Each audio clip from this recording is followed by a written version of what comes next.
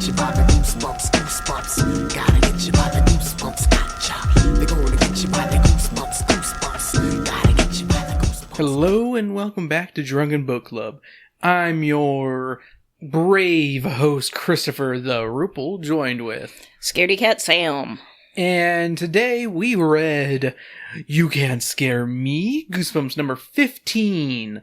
We're hitting a major landmark next book, actually. Sorry, it's kind of something I just realized because there was a court case where Scholastic sued Arlstein and Parachute, and they're like, after book 16, that's when he started having ghostwriters or someone else writing the books. So we're getting to that point where it's like possibly ghostwritten portions of the books, even though there's certain, I hate to say it, this one felt almost ghostwritten. I could see it. Like this one almost felt ghostwritten, but I kind of liked it, honestly. Like I had a bad memory of You Can't Scare Me, but it was honestly the TV show episode that I didn't like, not the actual book itself. This one definitely has its problems. Yeah, it's not a great, it's... Yeah. It's not the worst, but it's not. Definitely not the worst. And for this episode, we're having some mudslides. Woo! Sam already drank hers because I made her a normal one, and I made myself a bigger one because I'm a big kid who needs a bigger cup. Goop. I have water right now, because I need to not... It's one of those, I don't really feel that drunk, but I also don't want to overdo it and then get sick. Yeah. I was about to say, it's just 3 shots of not very... Well, vodka's strong, but everything else that's in there is not strong. I'd still rather play it safe than... Yeah, for sure. That and, the only thing we have in the fridge is possibly expired beer. Yeah. Or hard liquor. Yeah. Which, I don't do shots. Yeah. And I don't want to drink expired beer because it tastes like soy sauce. Yeah, we should really toss out those beers. Yeah. I don't know why I haven't done that yet. We'll Probably do it 'cause after I'm the... lazy. We Well, can do it after the podcast. No, we have to clean the sink and then we can do it. Because Oh, yeah. there's stuff Yep. in the sink because I made dinner. I thought you could just, toss it in the trash is more what I was... Why wouldn't you pour it out first? I don't know. I'm drunk. Sam, you're drunk. Go home. I am home. Okay, good. I didn't want you driving anywhere. That's good. Yeah, you should not drive. All right, Sam. Let's ask the very first question of the episode. What did you think You Can't Scare Me was going to be about before you listened to the audiobook? I saw the cover, because the cover's both on the audiobook and we have the physical book, but my brain just was not reading processing right now. It's fine. I was about to say not I mean, honestly, this one was one that I didn't do the chapter by chapter synopsis, and that's usually when I'm kind of in that same kind of boat as well. There are some books where I'm I shouldn't have slept on this, but this one I'm it was fine to do while knitting. Yeah, but what did you think it was going to be about? I figured it was going to be about some kind of swamp monster or something like that based on the cover. Yeah. Because there's a mud monster swamp There's some thingy mud monsters on there, yeah. coming out, and I'm it's going to be about that, and about someone Sam, being it's I not won't be called scared. the Mud Monsters of Muddy Creek. No, this is my big this is one of the confessions I have. I have a couple confessions about this one, actually. So here, I'm going to get this one out of the way. This one, if it was titled the Mud Monsters of Mud Creek or something, I would be more pissed about this book. I would hate on this one a lot more. But since it's called You Can't Scare Me, and not, Mud Monsters from Mud Creek or the Mud Monsters up your ass, I'm not as pissed about this one where Werewolf of Fever Swamp only had a werewolf in the last however many 40 pages. Not the that would have been nice to see chapters ago or something. Yeah. And this one at least dropped mud monsters throughout as well. There are it's not actual mud monsters, but they at least hint at mud monsters being a thing in this. They're there's town. a legend. Yeah. Legend. The legend is true. And it's true. The legend is you. Yeah. That's Aquabats. Okay. I fucked up the lyrics. Okay. I still don't know the song. It's a really good... Aquabats are bomb. I like Aquabats. Yeah. They had a super show. Yeah, I know. I am aware of the Aquabat Super Show. Have I told you the story of this one guy I worked with? He was a lot younger than me. When I told him the Aquabats was a real band, he was like, wait, I thought they were just a TV show. I thought they were just TV show guys. Like the Monkees kind of vibe? Yeah, he didn't know they were an actual band. He just thought they were just actors or whatever. I mean, to be fair, it wasn't a super big thing. Yeah. I knew it because I was in band, and I was in the horn section, so therefore I was with a lot of ska kids. Yeah. And Aquabats is definitely one of those bands, like, you either know them or you don't kind of thing. Yeah. Like, they're the cool guys. No, they're not They're really. your favorite band's favorite. No, They're really not. I'm bullshitting on that one. They're the shitty high school band's favorite band. Yeah. Like, I think they're definitely deserve better than that, in all honesty. But I'm not saying they're that bad. I'm just more saying, like... They're definitely, like, a kid's first ska band. Yeah. Because, like, I mean, they're very clean. I mean, they do family shows and stuff, you know? Like, there's not, like, slam dancing at the Aquabats show. Yeah. No, you can bring your family to the Aquabats. It's a clean, fun show for everybody. Yeah. Like, they're not like, they're not the cherry popping daddies or something, you know? Yeah. They're not like Gwar, where he's gonna, like... Yeah. You know what? They're PG Gwar, because they do have, like, monsters on stage and stuff, but they're fighting them and they're not, like, coming on them. Yeah. Like, they're not coming on the audience. Yeah. Damn, I never realized Aquabats is just PG Gwar. Damn.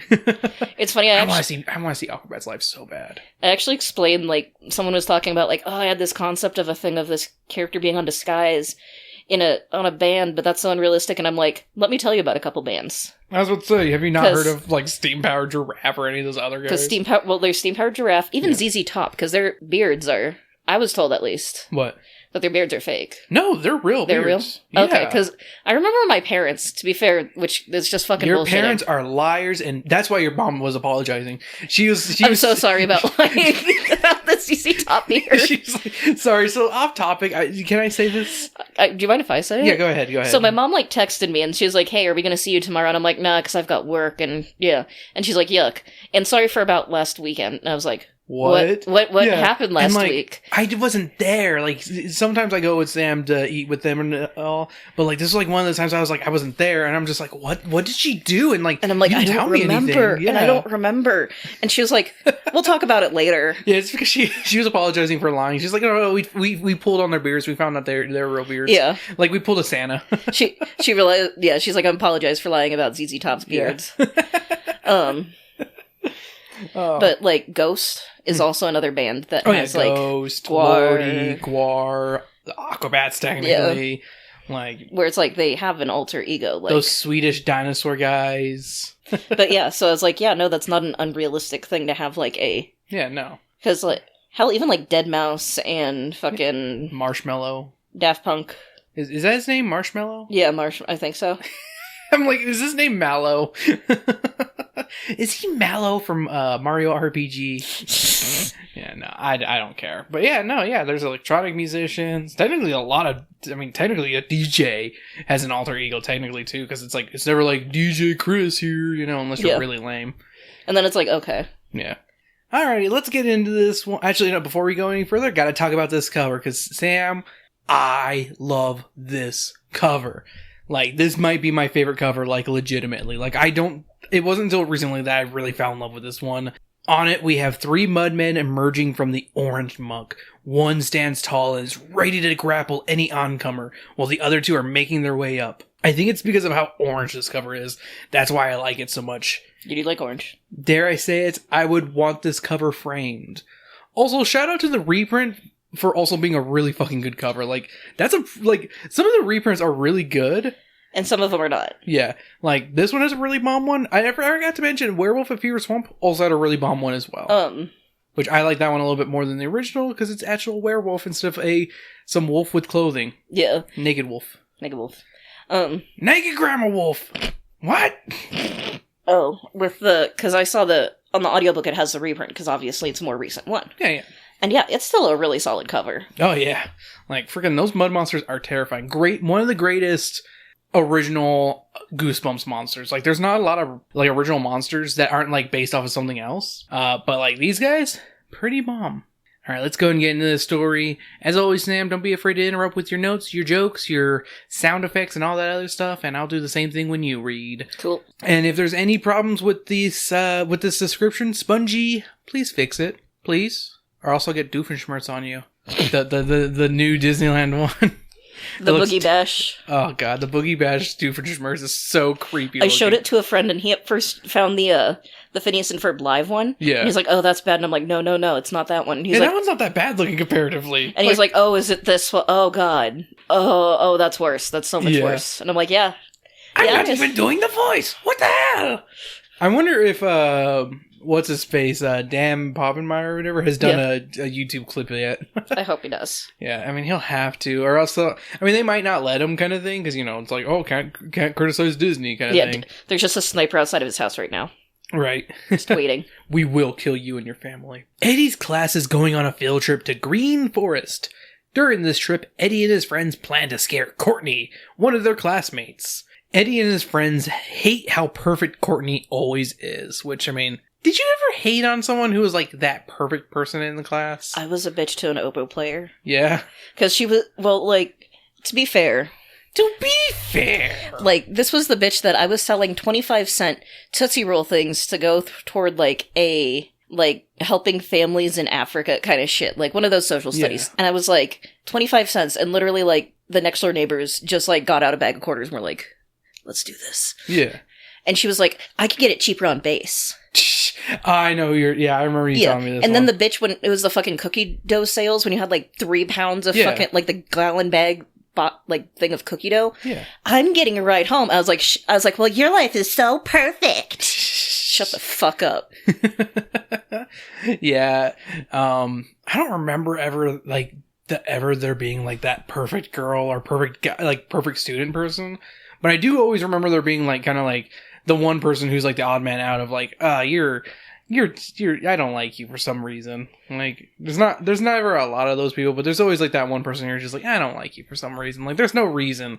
Well, and the other reason I hated on her, she also was guaranteed a solo. Yeah. 'Cause she was the only fucking oboe player. So whenever there's an oboe solo. Well, Sam, maybe you should have played the oboe. Maybe I didn't want to play something that sounded like a dying duck. Well, maybe you should have, because dying ducks make money.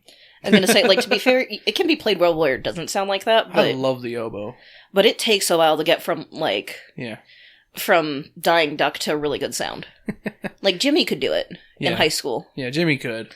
I don't remember her, so she might have been really good. I don't remember, but I just remember being I had to fight tooth and nail against, other flutists for a solo. Yeah. And they'd just be here's a free solo. You get this. You didn't have to work for it any harder than you normally would. Eddie's friend group consists of 2 girls, Molly and Charlene, and 1 other boy. The boy Herbie is nicknamed Hat because he seemingly always wears a hat, even though there's 2 different places in this book. They take off his hat. The main character is Eddie's I've never seen him without his hat. He literally removes his hat 2 times, and I'm like, bullshit, you. I thought it was going to be liar, phony, you're a phony. I thought it was going to be one of those oh, this is going to be a big turn thing. Yeah. Near the end, because sometimes shit like that will come back. Yeah. No, the kids they were ew, you have greasy hair. Yeah, you have disgusting hair, dude. And I'm like, that was a letdown. That was a very big letdown. Well, and also when Double D, how could you? I remember the first time when they're I never see it, and then the first time his hat comes off, I'm like, you've never seen him without his hat. Shut the fuck up. I was like, shut the fuck up, Eddie. Double D just doesn't want to, just always wears his hat, okay? He has a bad haircut. During the trip, Eddie is almost bitten by a snake, but Courtney stops it. Later, during the trip, Courtney is also, this is the second book in a row with a green snake attacking someone. Yeah. I do like that they're it's a green snake. It's not going to do shit. Yeah. Though the last green snake was poisonous. Yeah. But that was in Florida versus green snake in California. Whatever part of California this is. It's a garden snake, Yeah. Which I'm like, they say it's Southern California, but I'm like, where would there be a green forest like this in Southern California? I see this being a more Northern California. Or at least central. Yeah. Let me look something up. I'm just curious because. Yeah. I mean, they probably do, but honestly, when I think of this, I think of Southern California, I think deserts, Well, and there's places like Redlands, San Diego, stuff like that are more beachy. Yeah. Redlands is technically inland, but it's not super deserty. Yeah. But that's more north, though. No, it's not. Oh, is it not? Okay, maybe they went there. I don't know. Redlands is in San Bernardino, which is not that far from LA. Yeah, so it's where some of my family is why I know this. Gotcha. Whatever. Also, Courtney, I'm just now realizing kind of gives me the As Told by Ginger Courtney vibes. She's not, no. Courtney from As Told by Ginger was dumb. I also liked her more, though. Yeah. Partially because she was, willing to... Yeah, she was willing to learn and do stuff. She was kind of weird, but, she wasn't this Courtney. It was more sheltered weird. Oh, you don't get out much. Yeah, you are rich weird. You're you don't know real people, real life stuff. Yeah, it's wow, this is fascinating to you. Later during the trip, Courtney picks up several bees with her bare hands. Then she throws these bees at Eddie and Hat, which... I feel bad for the bees, like... Right? Like, what kind of an asshole are you? And fun fact, this is not going to be the last time we see someone throw bees in a Goosebumps book. Pocket bees. Pocket bees. No, I want to make like a shirt or like a pin of pocket bees. We can do that for a very specific one, because there will be pocket bees indeed. Pocket bees.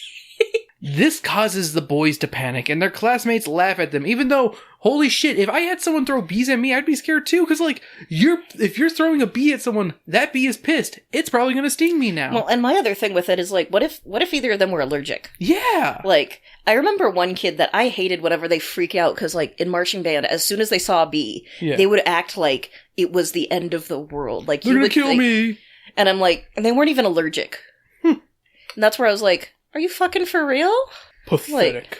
Like, if you're allergic, I get why you'd be scared. Exactly, but yeah, no, it's just, like, and especially, like, the bees that we'd see, they'd just be vibing. They'd just be, like, there. On the bus ride home, Eddie and his friends try to devise a method of scaring Courtney. During their discussion, Molly offers to use her brother's rubber snake to scare Courtney. When they're back at school, Molly hides the rubber snake in Courtney's lunch bag. Unexpectedly, their teacher, Mr. Melvin. This is a different day, by the way. Spongy, you need to clarify that this is a different day. Yeah. Spongy, thank you. Also, I'm gonna say honestly, with the prank of like, we'll hide a snake in there. I'm like, she wasn't scared of the first fucking snake. Right. What makes you think she'll be scared of a fake snake? And when they're like, it feels this way, I'm like, it doesn't feel like a snake then. Yeah. Because the way they describe it, I'm like, that's not how a snake feels. It's whatever. They're dumb. They're very dumb. At least they admit they're dumb. Yeah. Like, they legit say, we're dumb. And I'm like, oh, thank God. These kids at least admit they're dumb. They're like, we're dumb. And it's like, yeah, you are. We're stupid. Mr. Melvin announces that he's forgotten his lunch. Courtney offers him some of her lunch and hands him her lunch bag. And my thing is also like... The mom packs a huge lunch. She put like 2 fucking sandwiches. Yeah, she and 2 things of juice. I feel like mom is purposely trying to give her multiple, like, be like, hey, feed the unfortunate kid or something. Yeah. Like, if it goes to waste, it goes to waste, but at least try to feed someone else. Like, I think that's what the And I don't think that's a is. dick move. Like, that's... No, it's just weird. Yeah, it's weird, but it's not like... Like, if you want to make someone else a lunch, just be like, here, Courtney, I know there's this poor kid named Hat. He clearly doesn't have a good family life because he doesn't wash his fucking hair and has to wear a hat. Yeah. Fucking feed his sorry ass. Yeah, like... Give him some goddamn goldfish. Yeah, here's some goldfish and a peanut butter and jelly sandwich. Yeah. He's allergic to that. They do that just to try to kill him. All I can think of is, Clarence. with Breen. Yeah, he's just like...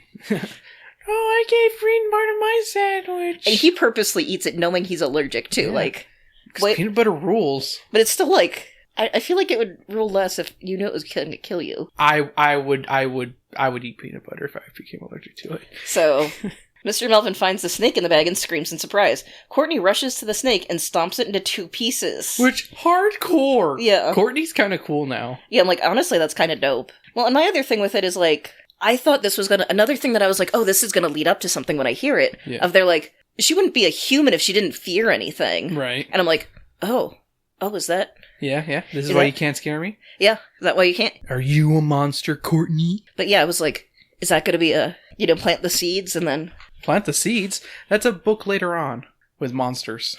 But you know what I mean, though. Like, I thought it was going to be a payoff thing. Yeah, you'd think, right? After school, Eddie is confronted by his neighbor, Mrs. Rudolph. She explains that her cat is stuck in a tree. As the cat begins to fall, Courtney appears. And then she just climbs the tree and rescues the cat, Yeah. bringing it back safely. Well, what I love is he's like, I'm afraid of heights, and she just, like, judges him. Yeah, she's like, I thought little kids like to fucking climb trees. You know what, bitch? Why don't you go up there? Yeah, I'm like... Your old wrinkly ass can't get no fucking cat? I hate this chapter. I think it's unnecessary, because it's just like... Well, and I'm like, I get being scared, because it's one of those, like... That's one of those... You can really get hurt if you don't know what you're doing. Yeah. And he could get stuck up there, too, in theory. Yeah. If he doesn't know how to climb down... Like, if it's not an easily climbable tree, which, how Courtney climbed it, it's like, she had to hug the tree, so it's like a fucking, like an oak or a pine tree or something. It's not one of those where you can just grab them early up, branch lower up. And... Yeah, you can't grab like a lower branch and be like, I'm fucking pulling myself up. No. I have to shimmy up like a goddamn lumberjack. Yeah, and I'm like, okay, Mulan. Right? Pop off. I know, fucking Courtney's badass. Yeah, I'm like... Courtney's kind of cool. Can we invite her? No. Yeah, I'm like, maybe you're just mad because she's cool and you guys are lame. Yeah, I mean, they are pretty lame. They are. Mrs. Rudolph shames Eddie for not being brave enough to help. Shame. By the next day, Eddie and his friends have formulated a plan to scare Courtney. They're going to steal Tarantula from their science teacher and drop the creature on Courtney's head. Spongy, please change creature to animal. Animals aren't creatures. Be kind. They just want to be loved like the rest of us in the world. I'm kidding, Spongy. You don't gotta do shit. Also with it, it's like, I still felt bad. Like, as soon as they came up with that plan, I'm like, that tarantula could get hurt or killed. Oh, yeah. Like, did they not see what happened with the fake snake? Courtney just fucking Courtney just starts stomping the shit out of fucking Mortal Kombat that shit. She fucking, what's it called? Like, Waluigi stomps that shit. Yeah. Like, fucking Smash Trophy Waluigi stamps. Dum dum dum dum dum dum. Fucking holy shit. Yeah, but, go ahead and endanger an animal. Yeah. That's not even theirs. They don't think of anyone else besides themselves. I mean, come on, Sam. Yeah. They're fucking jerks. After school, Eddie and Hat sneak into the science classroom. Eddie finds a plastic container, pokes some holes in the top, and uses the container to scoop up one of the class tarantulas. Actually, Hat picks up the tarantula, because he actually has balls and is able to pick it up. Yep. Fucking Eddie is terrified of the tarantula. Eddie's like, I'm shaking. I'm like, I had a teacher in 4th grade that had a tarantula. Yeah. I didn't want to touch it. Yeah. But I wasn't scared of it. Like, it was just like hanging out. Like, exactly. Rosebud just vibed. Yeah, Rosebud. The boys hear their science teacher returning, so they duck into the supply cabinet. As the two boys hide, Eddie makes the startling realization that the plastic container for the tarantula is open. Eddie suddenly feels the large arachnid crawling on his leg. Hat grabs the tarantula and places it back in the container. No, they escape from the thing first, and then they put it in the container. Sorry. Because, yeah, what's it called? Like, he's too fucking... He's like, I'm freaking out, man. Yeah. Freaking out. Like, they have to bust out, and then they grab the tarantula when it gets out, if I'm not mistaken. I believe you're right. Yeah.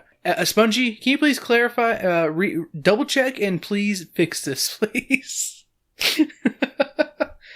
Oh, I'm never gonna fix this myself, because I'm lazy.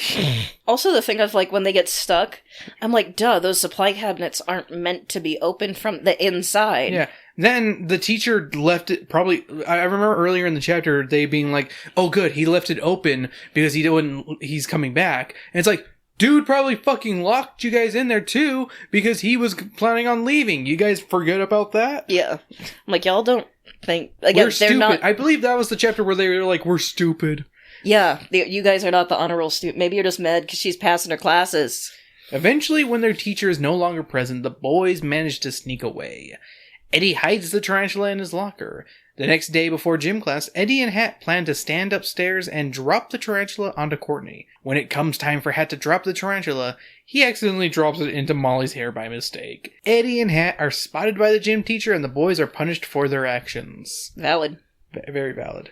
Like, honestly, they shouldn't have gotten off as easy. Yeah. They got it, like, pretty rough. Like, it's like a month of cleaning up after. Yeah. True. Like, that's pretty heavy. True. It's like theft, endangering an animal, endangering another student, technically. They don't care about the animal, Sam. It's a tarantula. I feel bad for it, though, because, again, like, it's just, like, it did nothing wrong.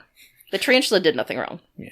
Back at home, Eddie struggles to come up with a new plan to scare Courtney. He's startled by his older brother, Kevin, who's dressed as a mud monster.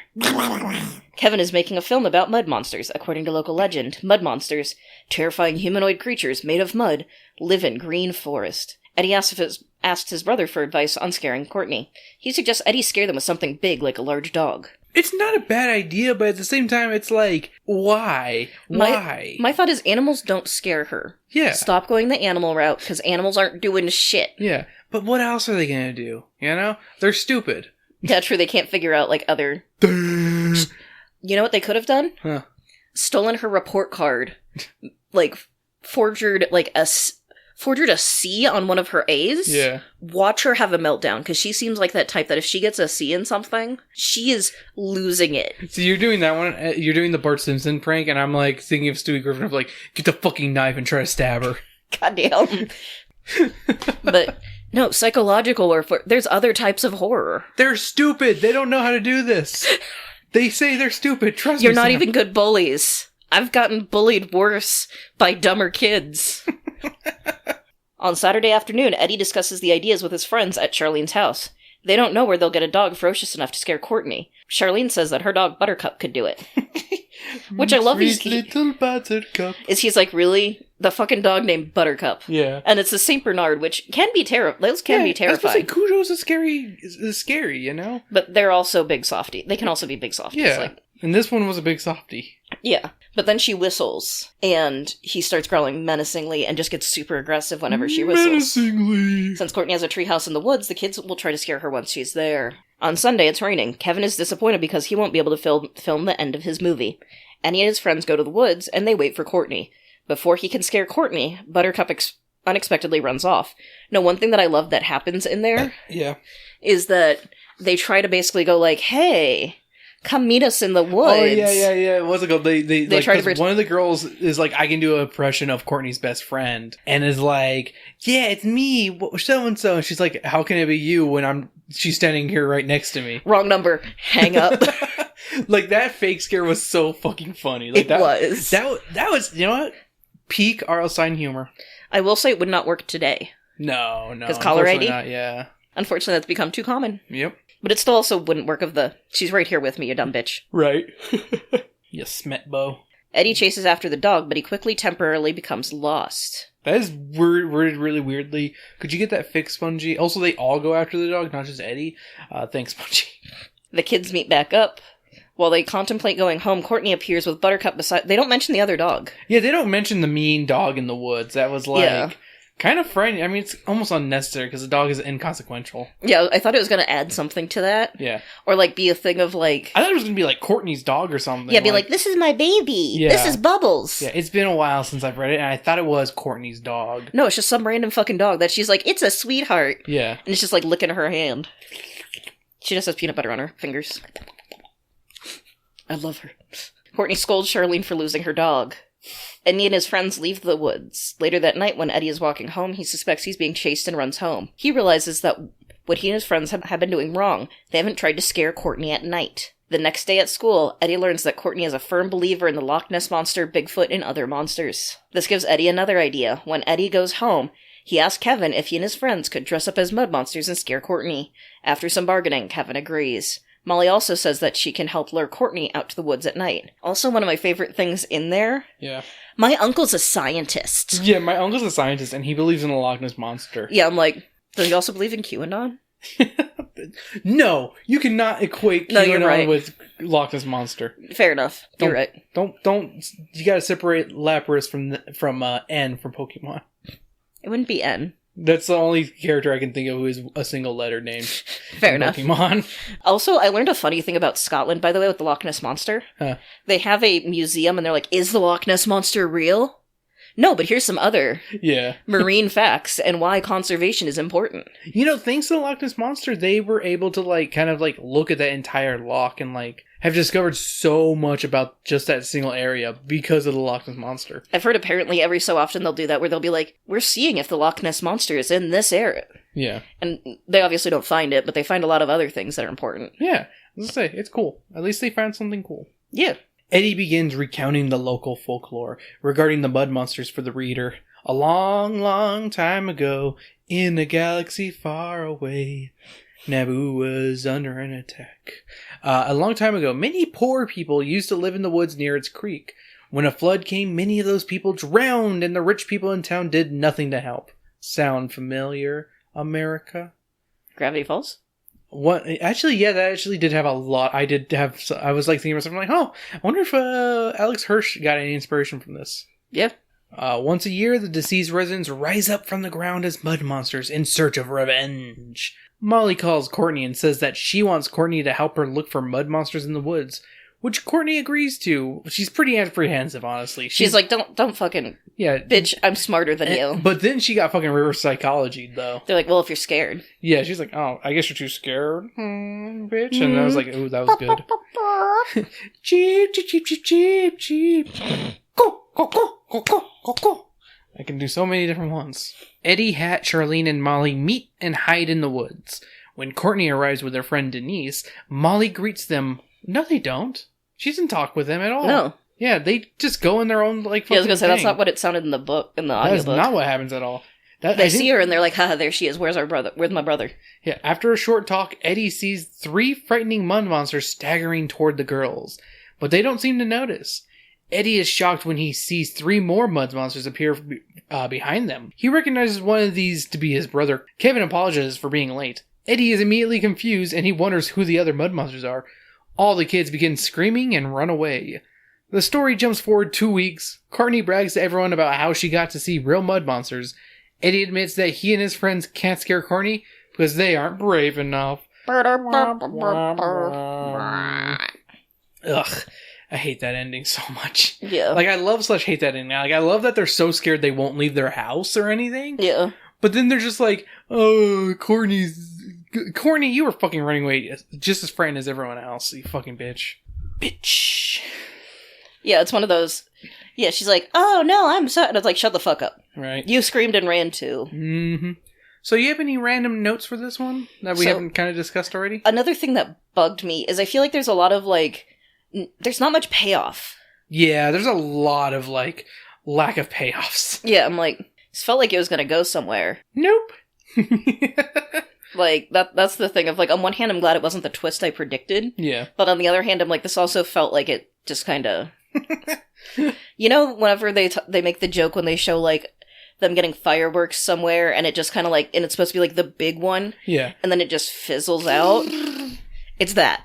It's that. All right, here I'll go over a couple of my notes. Chris, it's time for that random pop culture references for this episode.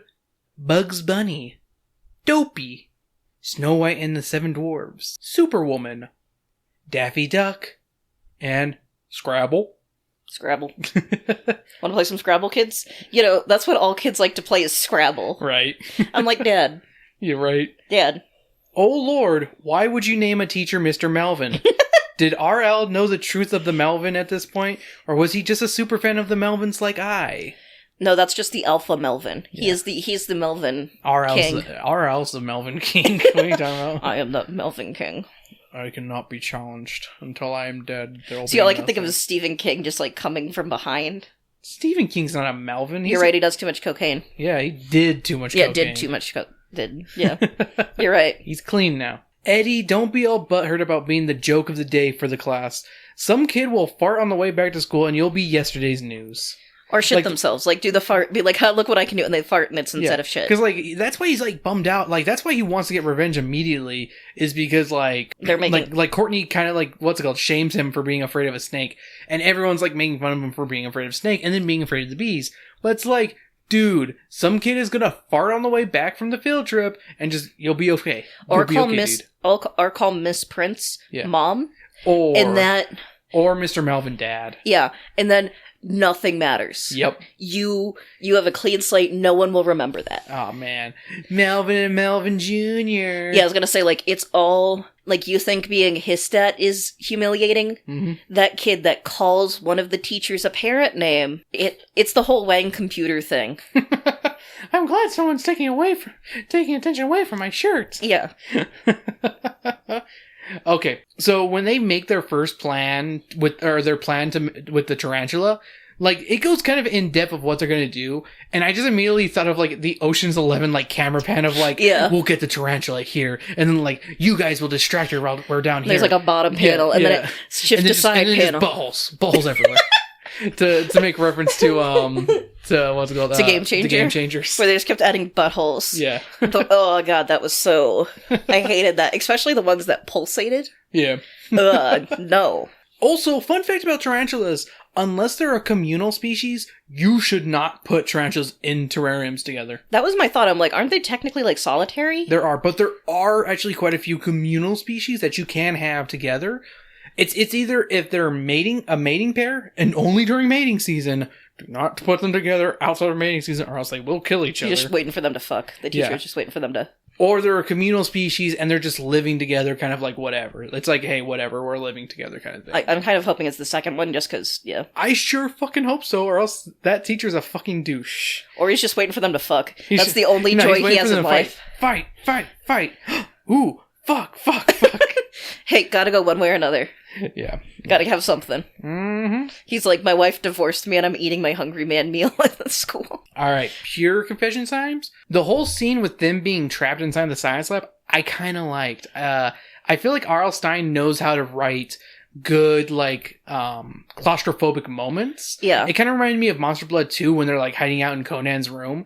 And it's kind of, like, scary, you know? It's like, oh, shit. It did actually have, like, some good and, like, tension the fucking there. spider, like, the description of it, like, climbing up his leg and you could feel, like, it kind of pinching into his skin. Yeah. Like, that's some good, like, there's some good scary moments there. No, that was a good moment. Like, I won't deny that.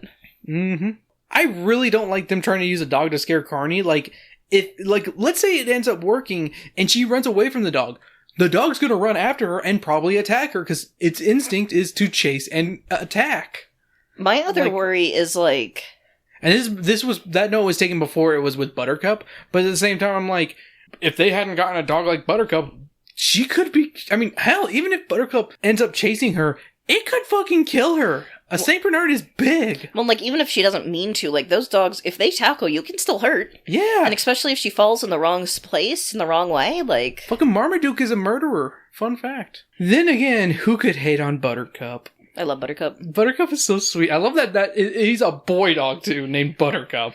Well, what I love is he's just, like, this big, fluffy... Like, the description is just how fluffy, and just, like, he's just a sweet butterball, just like... drooling everywhere, licking everything. Yeah. I also like that they admit that they're originally from Minnesota, and it's like, we couldn't bear leaving him behind. Which I'm like, that's fair for having a big dog like this in Southern California. Yeah, that's fair, because I also, yeah. I'm also kind of surprised that Courtney believes in monsters, because I feel like she would have been smart, but I guess not. Her uncle's a scientist that believes in monsters. I also like that Eddie has a brother who, what's it called, is a filmmaker. I think that's pretty cool. Adds a little texture to this one, I feel like. Wait, is he Dill Pickle? No, because he's older. No, Tommy. No, that's what I'm saying. Eddie would be Eddie Dill. is Dill Pickle. Oh, dang. And then... Yeah. Also, how much do you want to bet Kevin started wanting to make movies after seeing Reservoir Dogs and hearing all the interviews with, like, Quentin Tarantino and be like, yeah, I used to be a little movie nerd, you know? Yeah, you know? Yeah. He's like, just like me! Yeah. All right, chapter 20. Also, feet. Oh, yeah, and feet. Yeah, I love feet, you know? Oh, yeah, I gotta put the feet in the movie. You know, I gotta put Salma Hayek's feet in my mouth and put it in the movie. It's perfect. I love it. I'm Quentin Tarantino, you know? Scrabble is mentioned briefly here, and here are some words that could have been used because they were added to the dictionary in 1993 and 1994. DVD, fashionista, metrosexual, and upcycle. And that's your random words that could have been used in Scrabble because they were added to the dictionary. Okay. I don't know, but Molly's sad dad feels kind of relatable for some reason. Because, like, he's like, you guys don't want to play some Scrabble or learn how to play poker? I'm like, I want you to teach me poker, Dad. Yeah. And, like, they don't want anything to eat. And he's just like, oh, okay. He's just, like, sad, you know? Like, I don't know why. R.L. Stine wrote a good sad dad. Yeah, I'm like, oh. Yeah. Play with the cold cuts out of the fridge. Yeah, I know. No, he made himself a sandwich. He was not eating cold cuts out of the fridge. Like a real sad dad. Like me. No, if he was the pinnacle of sad dad, he'd need a dog and cheese. Yep. Are you insulting your own dad? Yeah, a little bit. Like, I love my dad, but that is a little sad of, like, just him feeding his... Just let him sip his ginger ale in peace, Sam. Let him drink his sad ginger ale. Alrighty, so Sam, time to get into what inspired Stein. What do you think may have inspired R.L. Stine on this one? There's no confirmation. This is all me coming up with stuff, by the way. I have no idea, honestly. Alright. I'm just gonna say I don't know, because... I don't blame you, because, like, the wiki's actually completely blank on this one. And so is the Pop Cap book that I own is also empty on ideas. And it's not one of those where I go, oh, well, obviously. Obviously, he was inspired by this, but... Here's a couple of ideas. First off, the mud monsters are probably just the concept of the mud monsters are definitely inspired by, like, local town cryptids. You know, like, just like, you know, the Bog Creek creature and shit like that. I feel like it's just the city's own cryptids. And I feel like R.L. Stine just wanted to put that into this kind of book. Yeah. They could have also been inspired by the Murphsbury Mud Monster, aka the Big Muddy Monster, which is a real cryptid from a very specific area in Illinois. I didn't write it down. But to be fair with this monster, it is more like a Bigfoot that's just covered in mud. Yeah. So it's not really a real mud monster. It's not that we're coming to get you, it's just a dirty Bigfoot. Yeah, just a filthy Bigfoot. Go take a bath. Spraying this Bigfoot with dirty brown water. I'm spraying him with dirty brown water. He won't leave. And then finally, and this is my big reveal, Sam, because I was like, I think I like earlier in the week, I was like, Sam, I can make a very, there's something I realized about this book and why I kind of love it a little bit extra. R.L. Stine was inspired by Moby Dick. Oh? Think about it. Both share themes of obsession and how this obsession drives the characters to near madness and failure. Yeah? Both, they're literally, Moby Dick and You Can't Scare Me are 1 in 1. They're 1 in 1 with each other. They literally end with the characters in a huge failure, one being dead and the other one's being too afraid to do anything with their life. But but Moby Dick or Courtney gets to live happily and is successful and lives on. She's just living her life. Like, yeah. She teases him. The thing is also, like, I thought she'd be more of like a straight up bully. Yeah. She teases him at the beginning. She's kind of a bitch at the beginning. Yeah. But after that, she just kind of is living her life. Yeah.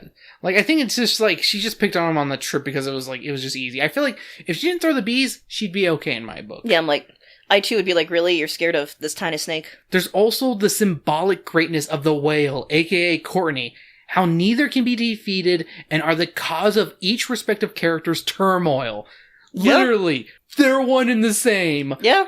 Fucking Moby Dick and You Can't Scare Me, 1 in 1. That's fair. I can... And this see is why I really like this one, because I love Moby Dick. It's one of my favorite books. And it's one of my favorite stories in general. Just, I love the themes of Moby Dick a lot. Yeah. And that's why I kind of like this one a lot as well, because they share a lot of the same themes. Okay, yeah. That was my big surprise at the end of this one. Was like, Sam, this is Moby Dick, but for kids. I never read Moby Dick, so I can't speak to... Yeah, no. I was going to say, I couldn't make that 1-to-1, but it makes sense. All right. So, Sam, time to get into random question section. Do you have any random questions? Did you throw any bees? No. I never throw any bees, I can say that with certainty. I'd be too scared.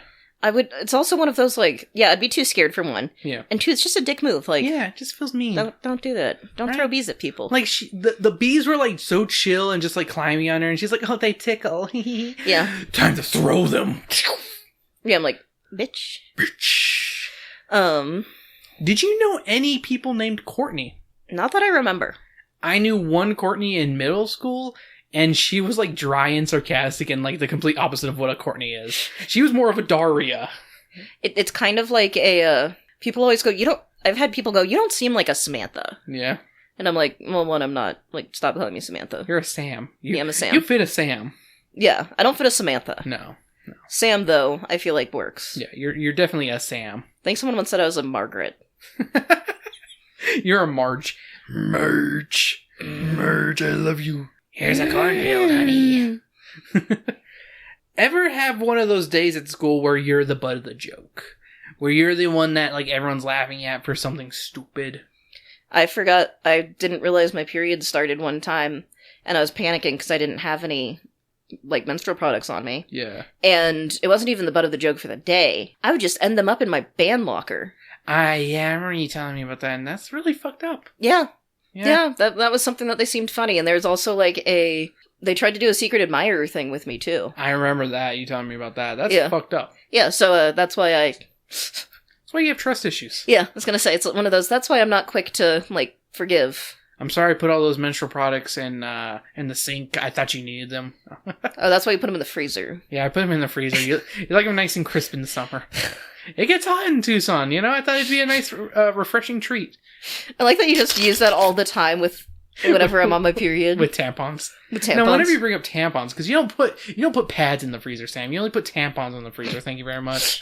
God, I thought you would know this by now, but I guess you're not very tamponer. I can't personally think of a day where I was the butt of the joke, but there was probably a day where I farted in class or something stupid like that. Like, I won't lie. Yeah. I'm a gassy guy. What would scare you at age 11 to 12? What would have made you be like, oh boy, I'm scared? I think if there was a tarantula, like, near me, like, especially not in a cage kind of thing, like, yeah, if it landed on my head, I would freak out. That's fair. I will not, like, deny that. That's fair. Butterflies. For you? Or, No, I was gonna say, I'm like... Terrorist. No. What am I, fucking Junji The slow realization that my friends aren't really my friends and they're just hanging out with me out of pity. Aww, that's sad. You said what would scare me. Yeah. It honestly still scares me to this day, and it's still a fear I have. I was about to say, that's legit something that you have fucking anxiety about. Yes. Like, I've talked to my therapist about it. Yeah. I'm afraid of Smetbo. I don't know what that is. That's whatever language Butterfree is in one of the languages, and I thought it was funny. Smetbo. It's one of the plaques. Its name is Smetbo. Smetbo. It's so gross sounding. I don't know. I think if anything, like at age 11 or 12, I think I was afraid of I don't know. Like, I didn't have like real like dark. I was afraid of the dark.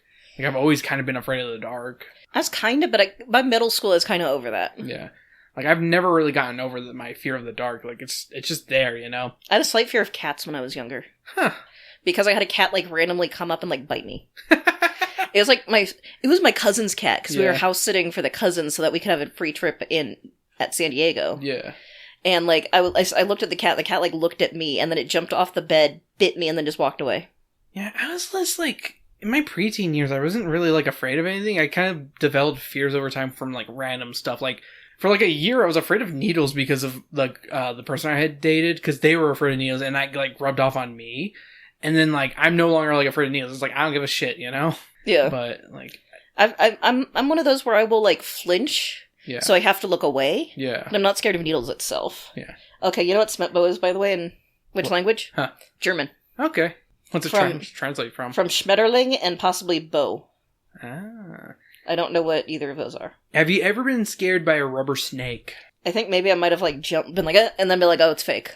I don't know if I've told this story before, but there was this one at my grandma's old house. She had like this one wicker basket. For some reason, my brother was like, never go in. Don't ever look in there. There's a snake in there, like legit. You know, that's where grandpa keeps his snake. And I'm like, oh, okay, I won't look in there. And like this one time he was like, I dare to go look inside there. I'm like, scared. And like I fucking lifted the thing and I was like, ah! Because there's like a fake fucking rubber ass snake. It's like not even a real looking snake, you know? So apparently my cousin one time with my sister was like, here, give this to my... Have my mom close her eyes and then give this to her. And my sister was like, okay. And it was a rubber snake. And my aunt is terrified of snakes. That's funny. So, yeah. Do you remember any schoolyard monster legends like the mud monsters? I remember the tree that's posted... Like, I don't remember any monsters. Yeah. I remember the tree that people were like, oh, if you walk through this, you'll get pregnant before your senior year. Oh, yeah, the what's it called? The split up palm tree? Yeah. Because that's like, what's it called? That's like an urban legend where if you walk in between one. Like, it's like one of those things. Yeah. I think it's probably just bullshit. I remember what's it called being told the legend of Villa Llorona when I was little, and I was like terrified. Like, I was actually kind of scared of that shit for a bit. But yeah, nothing crazy like that for me. Alright, Sam, time for the book report. What's your review of You Can't Scare Me? Overall, it's kind of disappointing. Yeah? It's one of those where I see where you're saying with the themes, but for the most part, it has a lot of setup with no payoff. And again, if it was called, like, Mud Monsters of Mud Creek, I'd be a lot more disappointed. Yeah. But even though, for the most part, I'm like, this doesn't even feel like a real Goosebumps book. Fair. Because there's no real fear. Like, they're trying to scare... No, this is exactly what a Goosebumps book is like. But it's not even, like, the pretense of fear. What are you talking about? This is exactly what it is. But it's just that, like... It's douchebag kids fucking with each other. So this one was written by R.L. Stine. I apologize. But, yeah, so overall it just felt very flat in that sense. Yeah. And, yeah, it's one of those, like, I'm glad I did the audiobook because it was just kind of hard to read through. I don't blame you. Like, at first when I was reading this one, I had a really rough time. Like, I'm not gonna lie, it took me, 8 chapters in, and then I was like, ooh, this is kind of getting good for me. You know, I kind of was, like, enjoying it. Yeah. But, yeah. Like, what out of 5, what would you give it? I'd say probably... Because there are some really good prose moments, and the ending is pretty good. I don't think this one has very good prose. Like the clause in the storage cabinet. That's a really good moment. Enough, yeah. I would say probably... No, I'm still going to give it, like, my gut says 2.5 out of 5. That's fair. I could definitely see this one being a mid one for a lot of people. Yeah, it's not the worst, but it's not anything I'm going to like. I honestly had some low expectations for this one. I remember it being kind of lame and unfulfilling, but I kind of redact that, except for the unfulfilling part, and can firmly say I like this one. Maybe it's because it shares the same themes as Moby Dick. Yo no sé. At first, I didn't like the protagonists in this one, but they really grew on me with how dumb they are and their dumb antics. Like, they're just pure idiots, and I love how stupid they are. Like, they're just little fucking morons, and I love them. They're little sweet ooh babies. They're fucking idiots, and I love them. Yeah, like I said, they're just really dumb, and they're kind of like the perfect Goose kids in that sense, that they're just dumb. Like, Yeah. you couldn't fucking give them a wishbone, and they wouldn't know how to... You give them a wishbone, they wouldn't know how to break it. That's how dumb they are. I also get their reasoning of wanting to get at a girl like Courtney. Every kid has that one perfect person in their class that they hate for being so perfect for no reason at all, you know? Yeah. And I find that a very realistic kind of idea. I don't know why. I really like the idea of just like hating on a kid because you don't like them, you know? Yeah. It's like, they're just too perfect. I don't like them. They have a good family life. I don't like them. This one also brings some good solid scares, with starting with, you know, being trapped inside the science cabinet with a loose tarantula to the actual real mud monsters at the end. I actually really like the ending with the mud monsters. Yeah. Because that was like legit, like I knew what was going to happen. Because like I was like, oh, I know what's going to happen. But I was just like, oh my god, there's like a bunch of them, you know? All I could think of was the stupid SpongeBob thing with the gorilla. Yeah. And it was supposed to be Patrick in a gorilla suit, and then there's just a random gorilla. Yeah. Underwater gorilla. Ah. I will admit, it's not a perfect. Most of the prose is poor, and I feel like it's kind of a rush job at times. Like, it feels like some of his writing is really weak in this one. Like, there's a lot of moments where the kids are just like, we didn't know what to do. We just sighed, and stuff like that. Yeah, and you're it's just like, okay. RL, when you write stuff like this, it's just not fun. You know, it's like, the audience is now like this. Good job. But I will firmly say that this one is good. You know, I actually like this one, and I give You Can't Scare Me 3.5 mud monsters skating out of 5. Fair. Why skating? Because that was just some promotional stuff. Okay. Yeah. But that's fair. Like, again, it's one of those, like, yeah. I get why you like it. There are some things I like about this one a lot, but, like, I can fully understand someone not liking this one, because it is stupid. Like, without a doubt, this is a stupid fucking book. Yeah, this is not one that I'm gonna rush back to. Yeah, no. I enjoyed it, but it's definitely, it's you know, it's personally probably in my top 20 favorites, at least. Or maybe, I wouldn't say top 10, but at least in my top 20, I think. Fair enough. Because I like a lot of things about this one. I think, because of the whole Moby Dick aspect of it, I really like it a lot. Alrighty, Sam. That's the end of the episode, right? Unless you got anything else to say? I don't have anything else. You don't want to compliment Courtney on her blonde hair or whatever? I'm surprised you never referenced one of the girls pulling gum out of her braces. So, fun fact with me is I believe like I could technically have certain types of gum. I didn't tend to have gum. Yeah. You're not much of a gum chewer in general. I'm not a big gum chewer. Well, it's also as in marching band, and they were like, no gum. Yeah. No gum, because, bad for instruments. Yeah, I was about to say, the only time I really have gum is whenever I'm on a trip, because I gotta pop my ears. Yeah, I'm not a huge gum chewer, so that's where it was like... Fair enough. But I also, to be fair, I did have a moment. Yeah, I did think about that when she was like, it's not that bad, and I'm like... I remember doing that thinking I was cocky with baby carrots. Yo! And then I popped one of my... That sucks. I popped some... I can't remember what I popped out, but my, like, orthodontist just, like, looked at me and was like... Fucking idiot. Fucking moron. Look at this tiny mouth. Fucking idiot. Alright, well, thank you so much for joining us this week. We really do appreciate you guys listening. And if you enjoy what you heard, make sure you like, leave a review, subscribe to us. It helps with the algorithm and helps people find us, and we really want to be out there for people to hear us, because this is just we enjoy doing this for all you guys, but we want to do it because we can. I don't know what I'm fucking saying. I'm drunk. I'm drunk off of a mudslide and some other drinks. Don't mind me. But if you want to actually support us in other ways, you can join our Patreon at patreon.com/Drunken Book Club. $1 a month gets you a bonus episode every week. Sometimes more. I've been doing 2 or more every week, but it's probably going to get down to 1 since I'm starting a new job and it'll be full-time. But, who knows? Maybe I can record on my off time kind of thing. I also upload new episodes up early. It's up to Monday. Sometimes it might be later, depending on what I'm doing kind of thing. But sometimes it can be up to 2 weeks early. You'll get our show notes and any other bonus stuff I may put up on the actual Patreon. It's only $1 a month, so hey. What do you got to lose? Yeah, what do you got to lose? $1? 89 cents for me, baby. And that's really about it for this episode. Do you got anything else to say? No. Well, I guess it's time for us to say goodbye. Bye.